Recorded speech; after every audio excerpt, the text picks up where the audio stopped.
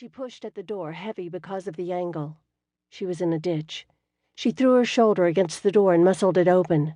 Branches snapped at her cheeks as she heaved herself out of the car. The only light nearby was a headlamp, now buried in leaves. Rain pelted her face. She blinked at the surrounding gloom and tried to orient herself. She heard a low rumble, like thunder, but not.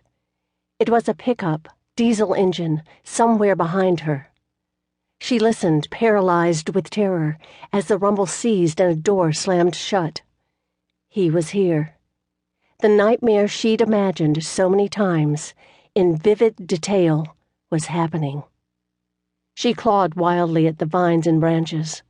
Panting now, she crashed like an animal through the woods. No car, no phone, no emergency kit. A distant whir growing nearer. Tires on pavement. She scrambled toward the sound. She broke through the foliage just as the car whizzed by.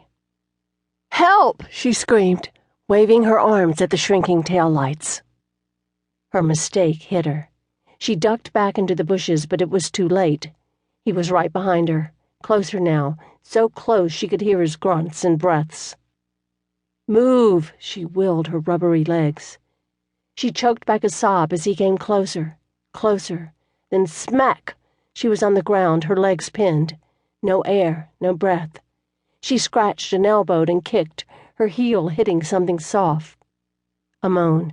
She jerked herself free and lunged for the road. Another car. She heard it, saw its lights beckoning her to safety. Just a few more feet. She reached for the light, the pavement. She clawed at the gravel. "Help! Stop!" A hand clamped around her ankle and dragged her back. 2 days later.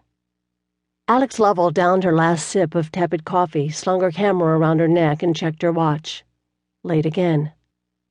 Fortunately, the subject of today's surveillance liked to sleep in. Less fortunately, he lived in his girlfriend's apartment near campus, which meant parking was going to be a bitch. As a backup plan, Alex grabbed the orange traffic cone that lived in the corner of her office and helped her get away with damn near anything. Outside, an early morning downpour had snarled traffic. Alex cast a glance over her shoulder as she hurriedly locked the office. Cars inched along Lavaca Street, and she tried to decide which route to UT would be fastest. A shadow fell over her. "Excuse me, ma'am?" She surveyed the man's reflection in the glass door before answering. Boots, jeans, Western-style jacket. His 6-foot frame was augmented by a cowboy hat. Was this guy for real? "Think I might be lost," he drawled. She turned around. Cattle Raisers Association's 2 blocks over. He smiled slightly, and the lines bracketing his mouth deepened. "I'm looking for Lovell Solutions." She nodded at the word sketched on the glass door beside her. "Looks like you found it." "Are you Alexandra Lovell?" "Yes," she said, certain this wasn't news. "I have something to discuss with you. Only take a minute," he added, as she glanced at her watch. "What's your name?" "Bill Schofield." "What do you do?" "I'm a lawyer." She eyed him skeptically. Tufts of white hair peeked up from his shirt collar and a slight paunch hung over his belt buckle. She put him at 55. Her gaze dropped to his boots, shiny black ostrich. She'd been in Texas long enough to recognize expensive footwear. She thought about this month's receivables.